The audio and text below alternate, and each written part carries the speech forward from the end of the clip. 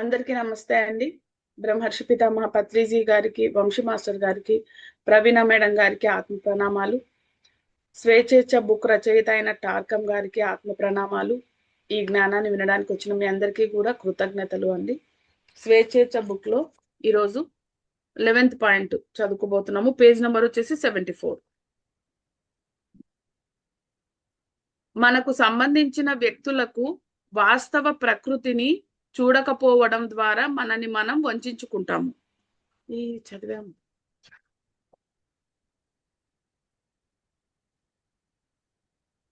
అక్క ఈ పాయింట్ చదివాము. ఈ పాయింట్ చదివాము. Sorry madam master. 75 78 number 12th point start చేయాలి మేడం. లేదు మాస్టర్. 78 లో స్వీయ వంచనను నిరోధించే సూచనలు. గీత మాస్టర్ చూసుకోండి. స్వీయ వంచనను నిరోధించే సూచనలు. ఫస్ట్ పాయింట్, స్పష్టంగా వాస్తవంగా ఆలోచించటానికి ప్రయత్నించండి. స్పష్టంగా వాస్తవంగా ఆలోచించడానికి ప్రయత్నించండి. అంటే ఒక క్లారిటీలో ఉండాలి, వాస్తవాన్ని చూడాలి, స్పష్టంగా ఆలోచించే క్లారిటీలో ఉంటే అప్పుడు మనల్ని మనం వంచన చేసుకోకుండా ఉండగలం. స్వీయ వంచన నుంచి మనల్ని మనం రక్షించుకోవడం, అదే మనల్ని రక్షించుకోవడానికి కొన్ని నియమాలు. విషయాలను ఉన్నది ఉన్నట్లుగా చూడండి. ఒకవేళ ఎప్పుడైనా మీ మనస్సు ఉన్నది ఉన్నట్టుగా చూడండి అంటే ఉన్నది ఉన్నట్లు చూడాలి. ఒకవేళ ఎప్పుడైనా మీ మనస్సు వాస్తవం నుంచి దూరమైనట్లు అనిపిస్తే దానిని అలా పరిగెత్తనివ్వండి.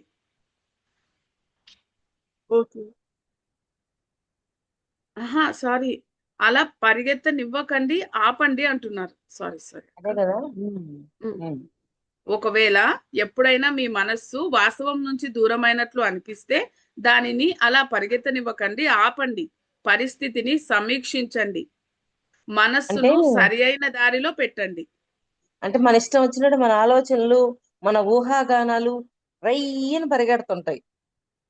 బ్యాలెన్స్, అసలు ఏం జరిగింది ఒకసారి చూద్దాం, ఇక్కడ పరిస్థితి ఏంటి, దీని నుంచి నేనేం నిర్ణయం తీసుకోవాలి, ఏం సరి చేసుకోవాలి అని అప్పుడు దాన్ని మార్చడానికి ప్రయత్నం చేస్తాం.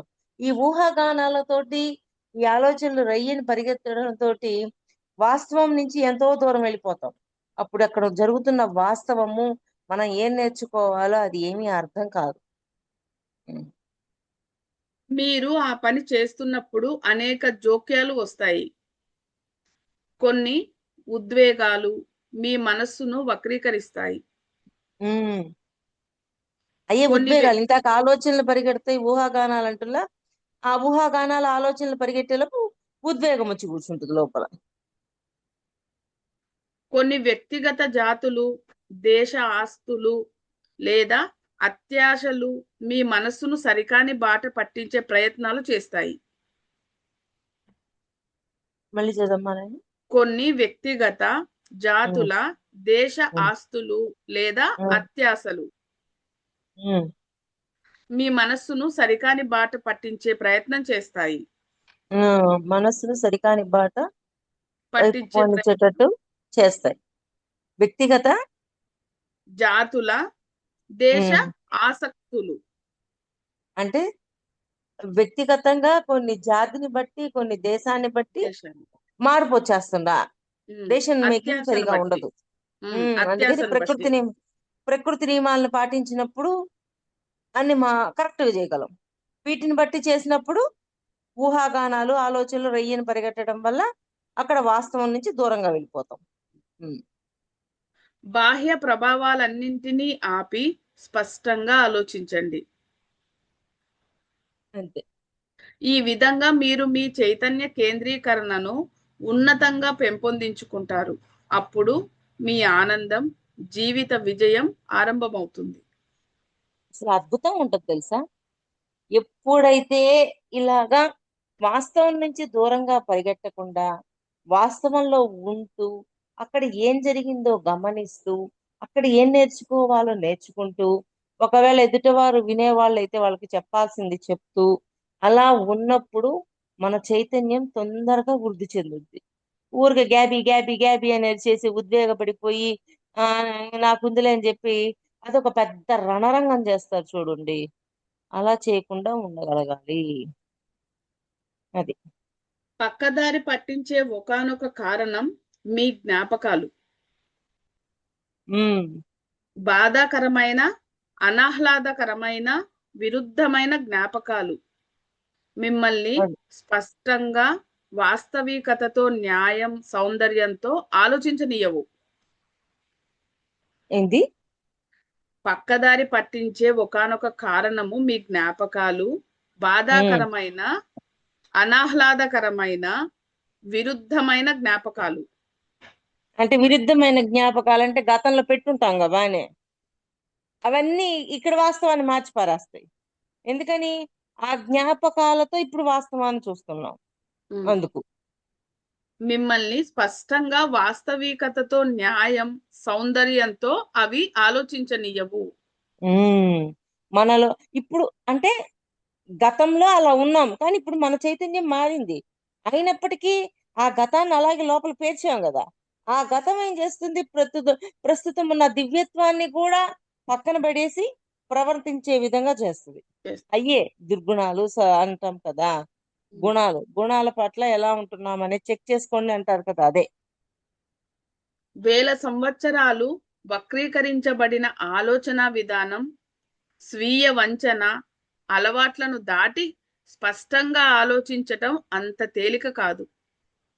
చాలా కష్టమైన పని, కానీ అది నేర్చుకుంటే ఎంత ఫాస్ట్ గా ఎదుగుతామంటే అంత ఫాస్ట్ గా. ఆయన తారకం గారు అంతర్గత వికాసంలో ఒక గలబా జరుగుతూ ఉంది. ఆ గలబాలో మీరున్నారు, కానీ మౌనంగా గమనించండి. అందరి నుంచి పరమాత్మ మీకు ఒక ఆదేశం ఇస్తుంటాడు. ఆ ఆదేశాన్ని క్యాచ్ చేయండి అని చెప్తారు ఆయన. మీరు కూడా గ్యాబీ గ్యాబీ అని వచ్చారే అనుకోండి, అంత ఏముంది అసలు అర్థం కాదు. కానీ ఆ గలబాలో, ఆ కొట్లాటల్లో పరమాత్మ మీకు ఆదేశం ఇస్తున్నారు. ఆ ఆదేశాన్ని క్యాచ్ చేయగలిగే క్యాపబిలిటీ మనం పట్టుకో. అసలు ఆ పవర్ మనం పెంచుకుంటే చాలు. పరమాత్మ మనల్ని ఎప్పుడు ప్రొటెక్ట్ చేస్తూనే ఉంటారు. అందుకే అంటారు కదా, కృష్ణ భగవానుడు ఎప్పుడు మీ పక్కనే ఉంటాను, మీలోనే ఉంటాను. ఎన్ని ఎందుకు చెప్తున్నారు? ఊరికే చెప్తున్నారా? మన 7వ శరీరము నిర్వాణమై కోసం పరమాత్మతో కనెక్ట్ అయి ఉంటది కాబట్టి పరమాత్మ నుంచి ఎప్పుడు మనకు ఆదేశం వస్తూ ఉంటుంది. కానీ దాన్ని క్యాచ్ చేయం, ఎందుకంటే ఈ గ్యాబీలోనే అయిపోయాయి. ఉమ్. అయితే ముందుకు వేసిన ప్రతి అడుగు మీకు గొప్ప విజయమే. ఉమ్. మిమ్మల్ని సరి అప్పుడంతా అయిన వచ్చేది తప్పకుండా విజయమే వస్తుంది, ఇంకేం రాదు. ఎందుకని? మన వాస్తవాన్ని చక్కగా అర్థం చేసుకుంటాం కాబట్టి. మిమ్మల్ని సరి అయిన ఆలోచన విధానానికి సన్నిహితం చేయడంలో వినయం కూడా గొప్పగా తోడ్పడుతుంది. అది అద్భుతం అసలు, తెలుసా? వినయం ఉంటే చాలు. సరైన వినయం ఉన్నప్పుడు లోపల ఎమోషన్ ని బ్యాలెన్స్ చేస్తాము. ఫోర్స్ రాదు, ఎమోషన్ రాదు, అన్ని బ్యాలెన్స్ స్టేట్ లో ఉంటాయి. అప్పుడు వాస్తవాన్ని చక్కగా అర్థం చేసుకోగలుగుతాం. ఆ వినయం అనేది ఇంపార్టెంట్. ప్రతి ఒక్కరూ దైవంగా ఎదగడానికి వచ్చారు అన్న భావన మనలో ఉంటే ఆ వినయం వచ్చి తీరుతుంది. ఇప్పుడు ప్రతి ఒక్కరి శరీరము ఆ శుక్రకణము అండము కలవటంతో పిండంగా మారి వస్తుంది. అదంతా ఎవరు చేస్తున్నారు? పరమాత్మ తయారు చేసి మనకు గిఫ్ట్ గా ఇస్తున్నారు కదా. అందువల్ల ప్రతి ఒక్కరూ దైవమే కదా. దైవం అవ్వే క్రమంలో ఈ దేహాన్ని తీసుకుంటున్నారా లేదా? మరి ఈ దేహాన్ని పరమాత్మే కదా గిఫ్ట్ ఇచ్చింది. అది ఉన్నప్పుడు మనకి గౌరవం అనేది వస్తుందా రాదా ప్రతి ఒక్కరి మీద? నువ్వెవతివి నేనెవతివి అన్నప్పుడు ఇంక గౌరవం లేదు, ఏం లేదు. సత్యం అంటూ ఒకటి ఉంటుంది. ఆ సత్యం నుంచి దివ్యత్వంలోకి మనం వెళ్ళాలి అన్నప్పుడు ఆ పాయింట్లు విన్నప్పుడు వాటిని మననం చేయాలి. మననం చేస్తే అప్పుడు మనకి ఆ సిచ్యువేషన్ వచ్చినప్పుడు ఎవరినైనా సరే గౌరవించగలుగుతాం. ఉమ్. అత్యంత గర్వం, అతిశయం కలిగిన వారు వాటిని తేలికగా వదులుకోలేరు. అంటే అంటే వాటిని వదిలేయాలి అంటే వినయం రావాలి అంటే ఇవి ఉన్న వాళ్ళు వాటిని వదలలేరు, వినయం వదిలి రాదు. వినయం, నిరాడంబరతలు మిమ్మల్ని మీ స్థాయికి, మీ వాస్తవ ఆత్మకు తిరిగి చేర్చే మార్గాలు. అది మీ స్థాయికి మీ వాస్తవకు ఆత్మలకు అది చేర్చే మార్గాలు.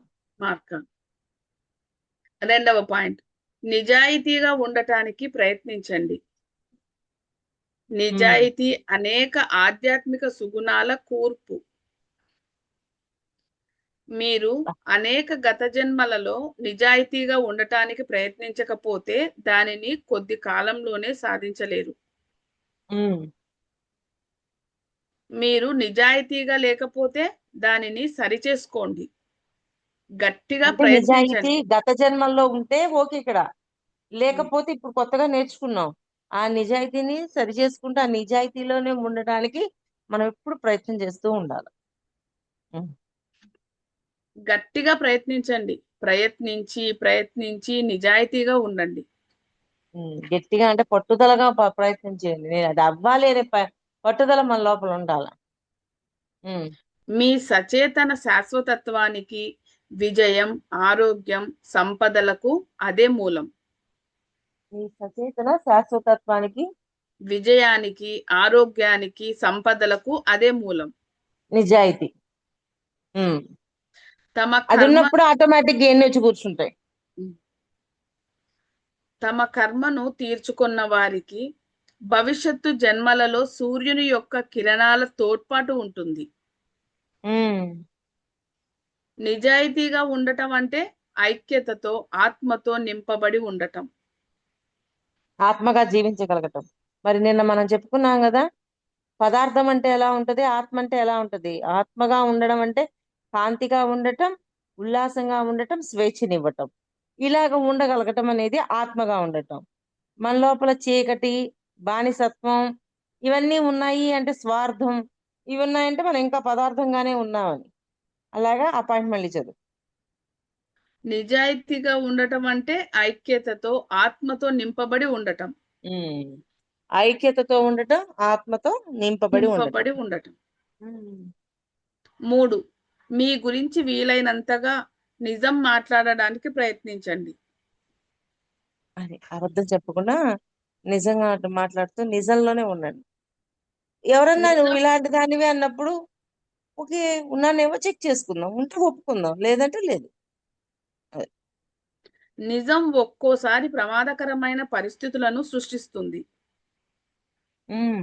మనం మన జీవితాన్నంతా మన కీర్తి, వ్యాపారం, సంపద మొదలైనవన్నీ సరికాని పునాదులపై నిర్మిస్తాము. నిజం మాట్లాడి వీటన్నిటిని నాశనం చేస్తాము. మళ్ళీ చదువు. మీ గురించి వీలైనంతగా నిజం మాట్లాడడానికి ప్రయత్నించండి. నిజం ఒక్కొక్కసారి నిజము ప్రమాదకరమైన పరిస్థితులను సృష్టిస్తుంది. మనం మన జీవితాన్నంతా మన కీర్తి, వ్యాపారం, సంపదలు మొదలైనవన్నీ సరికాని పునాదులపైనే నిర్మిస్తాము. మరి అంతే కదా. కీర్తి కోసము, వ్యాపారం కోసము సరికాని జీవితం ఆ పునాదులపైనే నిర్మిస్తాం. నిజం మాట్లాడి పునాదులు పడగొట్టేస్తాం. నిజం మాట్లాడి వీటన్నిటి నాశనం చేస్తాం. అయితే గుప్త జ్ఞానం ప్రకారం సరికానితనంతో నిర్మించబడిన ఏది మీ సంపద కాదు. గుప్త జ్ఞాన ప్రకారం సరికానితనంతో నిర్మించబడిన ఏది మీ సంపద కాదు. అంతే కదా. ఇప్పుడు ఆ పునాదులు అట్లా నిర్మించారు, నిజాలు చెప్పగానే పునాదులు కూలిపోయా లేదా? గుప్త జ్ఞానం అంటే ఇప్పుడు కాదు, ఎప్పటి నుంచో చెప్తున్నారు. సరికాని వాటితో మీరు పునాదులు వేస్తే ఆ బిల్డింగ్ నిలవదు, కూలిపోతుంది అని. అది మీ అప్పు. మీరు ఆ పునాది మీద ఎంత ఎక్కువగా నిర్మిస్తే మీ రుణం అంత ఎక్కువ. క్రమంగా మీరు అంత పతనం అవుతారు. మరి రుణం పెరిగిపోతుంది, పతనం అయిపోతాం. బాగుంది, మళ్ళీ చదువు పాయింట్. అది మీ అప్పు లాంటిది. మీరు ఆ పునాది మీద ఎంత ఎక్కువ నిర్మిస్తే మీరు రుణం మీ రుణం అంత ఎక్కువ, క్రమంగా ఉమ్. మీరు అంత పతనమవుతారు. మరి అబద్ధం చెప్పి బిల్డింగ్ కట్టారు, పునాదులు వేశారు. మరి ఏమవుతుంది? ఆ అబద్ధం వల్ల మనం ఏం చేస్తున్నాం? కొంత డబ్బు తీసుకుంటున్నాం. మరి అది రుణంగానే మిగిలిపోతుంది కదా, అది ఎక్కడికి పోదు. మళ్ళీ జన్మలో అప్పచెప్పాలా? ఉమ్. కొన్ని సత్యాలు అబద్ధాలు చెప్పేవారికి, వంచకులకు, అవకాశవాదులకు చెప్పకూడదు. కొన్ని ఉమ్. సత్యాలు అబద్ధాలు చెప్పేవారికి, వంచకులకు, అవకాశవాదులకు చెప్పకూడదు. అటువంటి సందర్భాలలో మౌనంగా ఉండాలి. ఉమ్. స్వీయ వంచనకు గురి అయిన వ్యక్తి సత్యం మాట్లాడలేడు. అది శృతిలో లేని వాయిద్యాన్ని ఉపయోగించటం వంటిది. ఉమ్. మార్మిక పాఠశాలలలోని వారు ఒక విషయాన్ని గమనించారు. కనీసం 2-3 సంవత్సరాల బోధకుని సమక్షంలో మౌనంగా లేనిదే ఎవరికి సత్యం మాట్లాడే సామర్థ్యం రాదు. ఏందమ్మా, మళ్ళీ చదువురా. మార్మిక పాఠశాలలలోని వారు ఒక ఉమ్. విషయాన్ని గమనించారు. ఉమ్. కనీసం 2-3 సంవత్సరాలు బోధకుని సమక్షంలో మౌనంగా లేనిదే ఉమ్. ఎవరికి సత్యం మాట్లాడే సామర్థ్యం రాదు. అంటే బోధకుడి సమక్షంలో మౌనంగా ఉండాల. మేము నిజంగా ఎంతమంది మాస్టర్స్ వచ్చేవాళ్ళంటే, అంతమంది మాస్టర్స్ వస్తే చెప్తూ ఉంటే మౌనంగా వినడమే. మౌనం, వినడం వినడం వినడం వినడం, పుస్తకాలు చదవడం వినడం, పుస్తకాలు చదవడం వినడం, పుస్తకాలు చదవడం వినడం. ఈ పని తప్ప ఇంకొక పనే ఉండేది కాదు. ఒక 10 ఏళ్ల పాటు అదే పని చేసింటాం. 10 ఏళ్ళు 11 ఏళ్ల పాటు ఆ పని చేస్తేనే మనకి అది అర్థమవుతుంది. మన లోపలికి మనం చేర్చుకోగలుగుతాం. అలాగా మనం అందరం అలా ఉండగలగాలి. ఉమ్. మౌనం మిమ్మల్ని సమగ్రీకరిస్తుంది. ఉమ్. అది మీలో విచక్షణ పెంపొందిస్తుంది. అది మీ గురించిన సత్యాన్ని అంతరావబోధతో కనుక్కునేటట్లు చేస్తుంది. మళ్ళీ చదువు, బాగుంది పాయింట్. మౌనం మిమ్మల్ని సమగ్రీకరిస్తుంది. సమగ్రీకరిస్తుంది అంటే మన లోపల ఉన్నదాన్ని సమంగా, అంటే ఏది బ్యాలెన్స్ లో ఉన్నాము, ఏది బ్యాలెన్స్ లో లేదు అన్ని సరి చేస్తూ ఉంటది. ఉమ్. అది మీలో విచక్షణ పెంపొందిస్తుంది. విచక్షణ కట్కం పనిచేస్తుందా లేదా? ఏమి ఆలోచించా, ఏం చేసాం విచక్షణతోటి? ఉమ్. అది మీ గురించిన సత్యాన్ని అంతరావబోధతో కనుక్కునేటట్లు చేస్తుంది. ఉమ్. మన మౌనం మీ లోపల ఉన్న సత్యాన్ని అంతరావబోధతోటి అంతరంగాన్ని గమనిస్తూ ఉండటం ద్వారా మనం తెలుసుకోగలుగుతాం. ఉమ్. మౌనం మీ హృదయాన్ని పెంపొందిస్తుంది. మీ హృదయం నోటిని అదుపు చేస్తుంది. ధ్యానం చేసే కొద్దీ, సాధన చేసే కొద్దీ ప్యూరిటీలోకి వెళ్ళిపోతూ ఉంటాం. ఆ ప్యూరిటీలోకి, ఆ మౌనంలో ఉండే కొద్దీ ఆ ప్యూరిటీలోకి వెళ్ళిపోతూ ఉంటాం. ఆ ప్యూరిటీ వల్ల మనము ఏ చిన్నది జరిగినా కానీ ఎవరిని ఏం అనడానికి ఇష్టపడదు మన మనస్సు, హృదయం అన్ని. అవునక్క, నిజమక్క. అది సత్యాన్ని ఎదుటివారి వినాశనానికి ఉపయోగించే వ్యక్తి విలువలేని శవంగా మారతాడు. ఎంత బొజ్జాలి. విలువలేని శవం. శవం. శవానికి కూడా విలువ లేదు అప్పుడు. ఇది విన్నవారు భయపడతారు గాని ఎదుటి వారికి వ్యతిరేకంగా సత్యాన్ని ఉపయోగించిన వారు వినాశకర పరిణామాలను తప్పించుకోలేరు. మళ్ళీ చదువుమా. సత్యాన్ని ఎదుటివారి వినాశనానికి ఉపయోగించే వ్యక్తి విలువలేని శవంలాగా మారతాడు. ఇది విన్నవారు భయపడతారు కానీ ఎదుటి వారికి వ్యతిరేకంగా సత్యాన్ని ఉపయోగించిన వారు వినాశకర పరిణామాలను తప్పించుకోలేరు. తప్పకుండా అవి వచ్చి తీరుతాయి వినాశకర పరిణామాలు. ఎక్కడికి పో. మనుష్యులను రక్షించడానికి వారు సౌందర్యం, మంచితనం, న్యాయం, ఆనందం, స్వేచ్ఛలను సాక్షాత్కరించుకోవడానికి సత్యం ఉపయోగించబడాలి. ఏందమ్మా? మనుషులను రక్షించడానికి వారు సౌందర్యము, మంచితనము, న్యాయము, ఆనందము, స్వేచ్ఛలను సాక్షాత్కరించుకోవడానికి సత్యం ఉపయోగించబడాలి. సత్యం సత్యాన్ని దేనికోసం ఉపయోగించాలి అనే దాన్ని చెప్తున్నారు. సౌందర్యం కోసము, మంచితనం ఆ, కోసము, న్యాయం కోసము, వీటన్నిటి కోసము ఆనందం, వీటన్నిటి స్వేచ్ఛల కోసము కోసం. అది వీటన్నిటి కోసము సత్యం ఉపయోగించుకోవాలంటారు. అంతే. సత్యాన్ని ప్రతీకారానికి, వినాశనానికి, కోపం, ద్వేషాలతో, స్వీయ ఆసక్తుల కోసం ఉపయోగిస్తే మిమ్మల్ని సత్య ఖడ్గం నరుకుతుంది.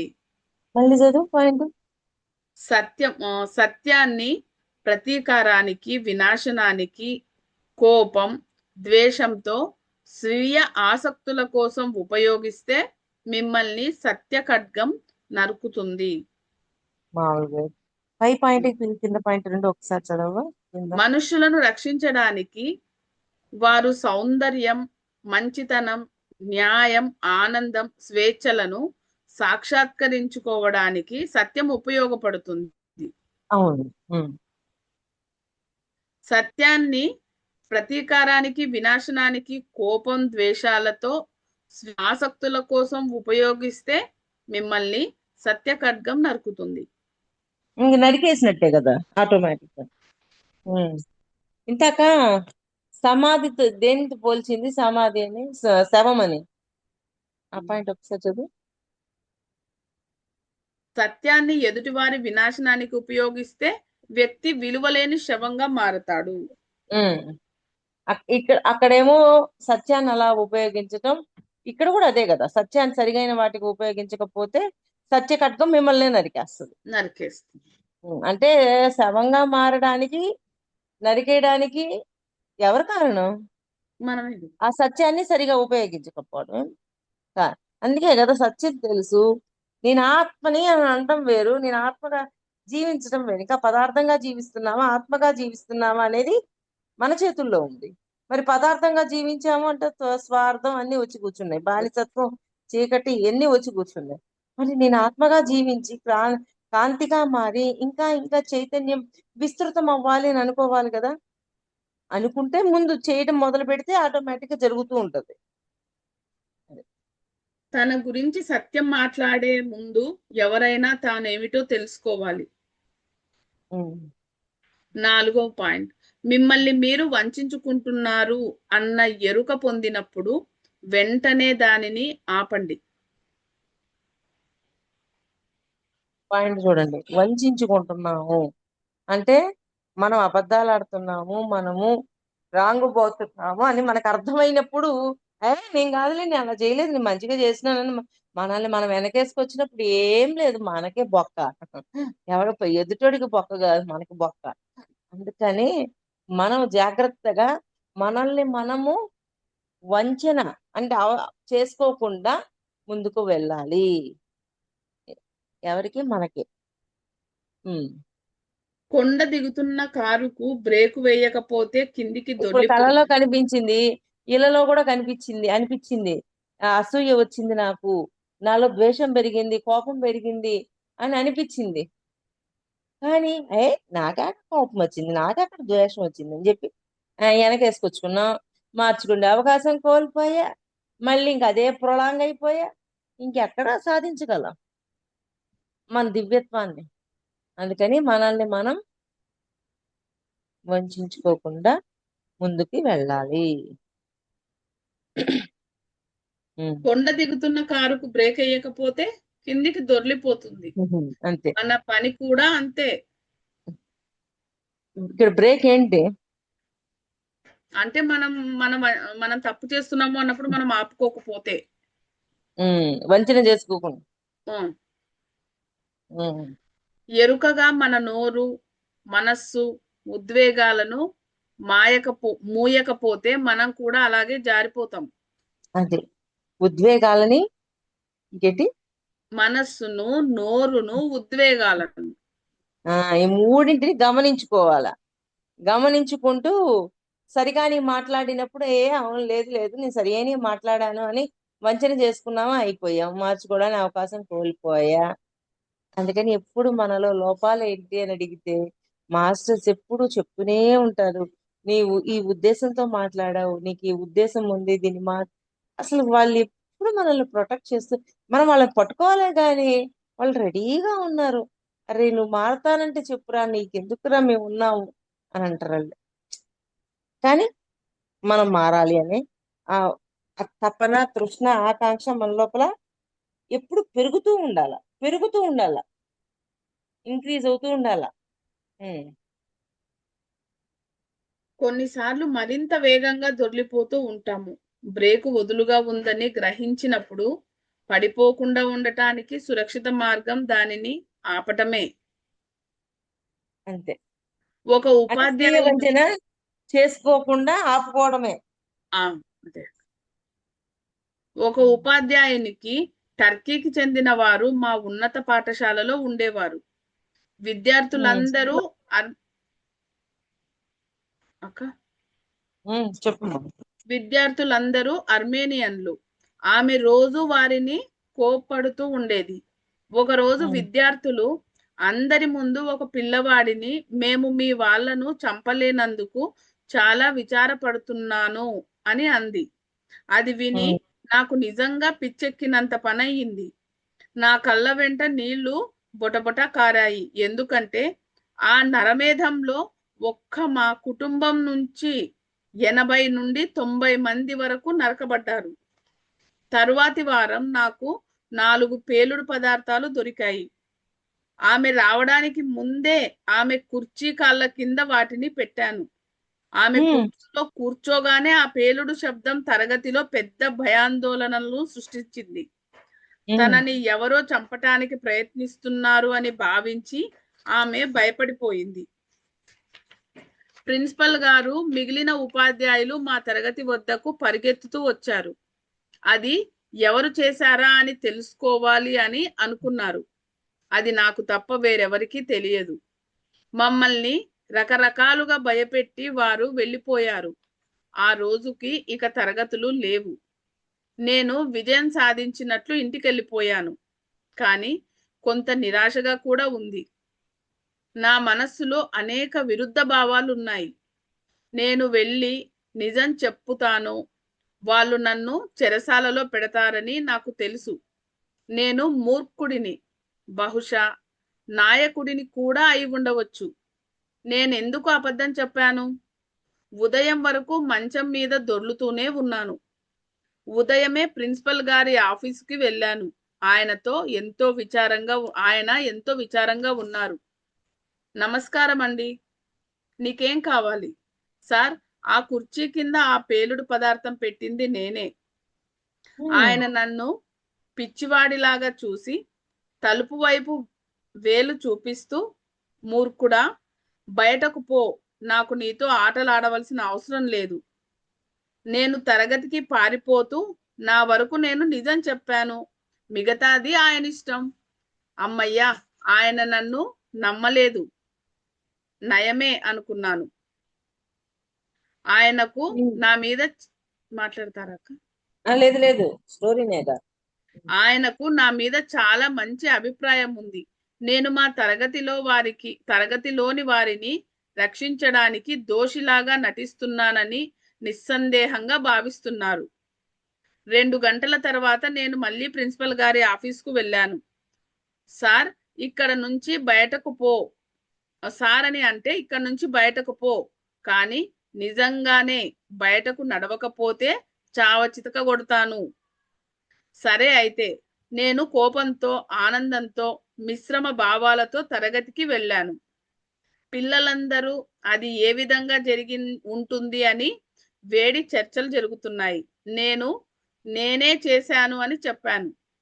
వాళ్ళందరూ నా మీద పడి నన్ను కదలనీయకుండా గట్టిగా కొట్టారు.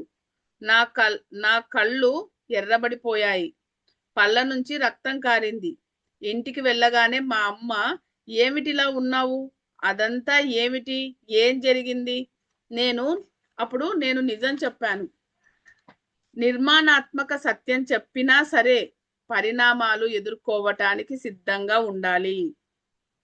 మనం చేసిన దానిని చెయ్యకుండా ఉండవలసింది అని తరచూ గుర్తు చేసుకుంటాము. అది అంత తేలిక కాదు. ఇదంతా కర్మ నడిపిస్తుంది. మనం చేసిన దానిని చెయ్యకుండా ఉండవలసింది అని తరచూ గుర్తు చేసుకుంటూ ఉంటాము. అది అంత తేలిక కాదు. ఇది కర్మ నడిపిస్తుంది. 5వ పాయింట్, స్వీయ వంచనను ఎదుర్కోవడంలో మీకు మీరు తోడ్పడడానికి రేఖాగణితాన్ని, బీజగణితాన్ని, అంకగణితాన్ని, భౌతిక శాస్త్రాన్ని చదవండి. ఇంతవరకు మనం చదివింది స్టోరీ అక్క, పైననే అయిపోయింది స్టోరీ. కర్మ లాస్ట్ లైన్ చదువు. మనం చేసిన దానిని చెయ్యకుండా ఉండవలసింది అని తరచూ గుర్తు చేసుకుంటాం. అది అంత తేలిక కాదు. ఇదంతా కర్మ నడిపిస్తుంది అని అంటున్నారు. అంటే సహజంగా కర్మ ఆటోమేటిక్ గా నడుస్తుంది. ఉమ్. అంటే పోయి చెప్పు, పాజ్ లో పెట్టు.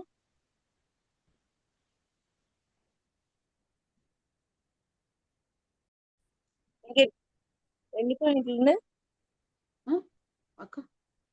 ఎన్ని పాయింట్లు ఉన్నాయి?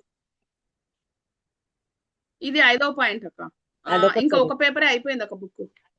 అదొకటి చదువులే, రేపు ఒక పేపర్ అయితే అయిపోయింది. నిదానం ఇంకా చెప్తున్నా 4 పాయింట్లు అయితే బుక్ అయిపోతుంది. నిదానం చెప్తున్నా, లేదు ఏం కాదు.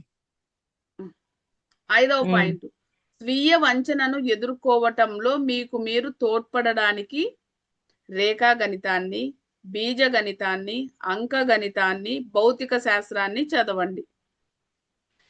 ఈ విషయాలు చదవటం వలన హేతుబద్ధంగా ఆలోచించటం నేర్చుకొని స్వీయ వంచనను గురించిన ఏ సంకేతాన్నైనా గుర్తించగల స్థాయికి మీ మనస్సు పెంపొందుతుంది. మళ్ళీ చదువు. ఈ పైన ఈ స్వీయ వంచనను ఎదుర్కోవటంలో మీకు మీరు తోడ్పడటానికి ఏం చదవాలంటే రేఖాగణితాన్ని, బీజగణితాన్ని, అంకగణితాన్ని, భౌతిక శాస్త్రాన్ని చదవాలటక స్వీయ వంచనను ఎదుర్కోవటానికి. అంటే మనల్ని మనం వెనకేసుకొని రాకుండా, వంచన చేసుకోకుండా ఉండాలి అంటే అవును, ఇప్పుడు ఇవన్నీ మనం లెక్కలు చూస్తున్నాం, మన కర్మానుసారం మన జీవితంలో జరుగుతుంది ఇవన్నీ, అప్పుడు అర్థమవుతుంది కదా. ఈ విషయాలు చదవటం వలన హేతుబద్ధంగా ఆలోచించటం నేర్చుకొని స్వీయ వంచనను గురించిన ఏ సంకేతాన్నైనా గుర్తించగల స్థాయికి మీ మనస్సు పెరుగుద్ది, మనస్సు అన్ని పెరుగుతాయి. అందుకని స్వీయ వంచన చేసుకోనికుండా మన మనస్సు మనల్ని కాపాడుద్ది. అందుకే పుస్తకాలు చదవడాలు, క్లాసులు వినడాలు ఇవన్నీ చేసేది అందుకే. దానితో మీరు దానిని తప్పించుకోగలరు. మనస్సులో తర్కం, అంతరావబోధ పెంపొందితే మీరు విచక్షణ కలిగి ఉంటారు. మనస్సు అంతరావబోధ పెంపొందితే, మనస్సులో తర్కము, అంతరావబోధ పెంపొందితే మీరు విచక్షణ కలిగి ఉంటారు. తర్కము అంటే వాటి గురించి ఆలోచించాలి, మరి విపరీతంగా కాదు. ఎందుకు జరిగేది అలా ఆలోచన చెయ్యాలా, నా ఎమోషన్ వెనుక కారణం ఏంటి, నేను ఎందుకు ఇలా ఉన్నాను, ఇవన్నీ చేయకపోతే, ఆ తర్కం లేకపోతే కుదరదు. తర్కం ఉండాలి, ఎంతవరకు ఉండాలి అంతవరకే, విపరీత తర్కం ఉండకూడదు. గొప్ప వివేకం, సమగ్రత కలిగిన వారితో స్వీయ వంచనతో మీ పోరాటం గురించి చర్చించండి. అంటే పోరాటం గురించి, స్వీయ వంచన గురించి చర్చించాల. నాకు ఇలా అనిపించింది, నాలో లోపం అనిపించింది, మరి దీన్ని ఎలా సరి చేసుకోవాలి అని అలా చర్చించవచ్చు. అది ద సైకి అండ్ ఫిజిషియం పుస్తకంలో 80వ అధ్యాయంలో ఇచ్చినట్లుగా ప్రతి సాయంత్రం సమీక్షించండి. నకిలీ ప్రవక్తలను ఆరా మరి గత జన్మలను చదివే వాళ్లను, వాహకత్వంలో నడిపే వాళ్లను వినవద్దు. వారు తరచూ మిమ్మల్ని స్వీయ వంచనకు గురి చేస్తారు. నకిలీ ప్రవక్తలు ఉంటారు కదక్క, వాళ్ళు నకిలీ వాళ్ళు ఉంటారు కదా, నకిలీ ప్రవక్తలు ఆరా మరి గత జన్మలను చదివే వాళ్ళు, అంటే వాహకత్వం నడిపే వాళ్ళను, వాహకత్వం అంటే వాకిన అయినట్టు అట్లా వాళ్ళు ఉంటారు కదా అక్క, చెప్తుంటారు వాళ్ళు. నకిలీ నాకు వాళ్ళు గురి అనుకుంటే సరిపోద్దులే, ఒక్కొక్కరు ఆ ఏం చేస్తారు దాన్ని బట్టి. ఆ నడిపే వాళ్ళను వాళ్ళు చెప్పేవి వినవద్దు. వాళ్ళు తరచూ మిమ్మల్ని స్వీయ వంచనకు గురి చేస్తారు. ఉమ్, మనం స్వీయ వంచన అనే అనారోగ్యం నుంచి స్వచ్ఛపరుచుకుంటే మనస్సు, శరీరం, హృదయం ఆరోగ్యం మెరుగుపడి ఒక అందమైన సృజనాత్మకతతో కూడిన విజయవంతమైన జీవితం గడపగలుగుతాము. ఉమ్, ప్రతి అది శిష్యుడు తనలోని స్వీయ వంచన బీజాలను వెళ్ళగొట్టడమే కాక తన ప్రతి కృషిలోనూ ఇతరులలోని స్వీయ వంచనను పారద్రోలే విధంగా కాంతిని వెదజల్లాలి. అంటే ఆ మాటలు వాళ్ళలో కాంతిని వెదజల్లే విధంగా ఉండాలి తప్ప స్వీయ వంచనకు గురి ఉండాలి, అయ్యే విధంగా ఉండకూడదు. మాధవి చాలు ఉండకూడదు. మాధవి. అది అతని విధి.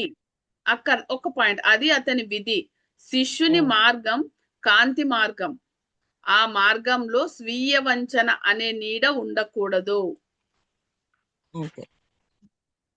ఓకే ఫ్రెండ్స్, ఈ రోజు ఇంతటితో స్వేచ్ఛేచ్ఛ బుక్ కంప్లీట్ అయిందండి. అందరికీ థ్యాంక్ యూ అండి. నమస్తే.